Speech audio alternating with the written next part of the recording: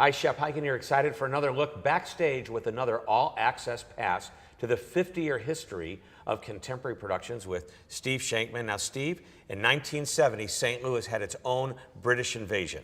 Well, that's true. We talked about the great night that the Beatles were here. I think it was August of '66 at Busch Stadium, the old Busch Stadium. But starting in 1970, I mean, a few years after that, all the English acts, all the British acts were coming to town. We had Joe Cocker. We got the worst day on the tour. It was at the St. Louis Arena, which then became the Checker Dome, on Easter. Easter, if you know about unions, everything's double time, sometimes time and a half, triple time. But that was the day they gave us. The show did well, but the costs were astronomical. But it was great having Joe Cocker, who I later got to meet when we recorded with Head East at A&M Studios on La Brea in L.A.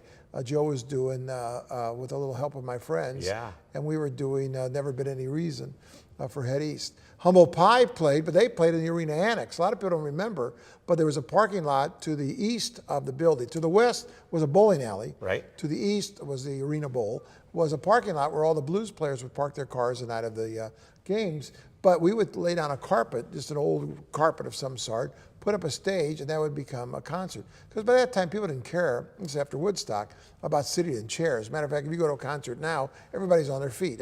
I never want to sit on the floor. I always want to sit, somewhere on the side so I can be elevated.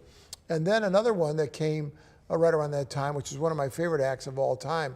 Unfortunately, there's only one left out of this group. This is Emerson, Lake and Palmer, one of the most innovative bands of all time. I mean, with all those keyboards that Keith Emerson played, and they played at the Opera House. They actually had a problem because back then kids were starting to tear things up a little bit, and they actually tore up a bunch of seats in the Opera House, and they wanted to close it down and not open it up for concerts again. Well, they finally closed it down around 1980, but in the 70s we still had a great venue. Yeah, darn those kids. Yeah, what are you, these are my customers. I know. All right, that was our own little St. Louis British invasion.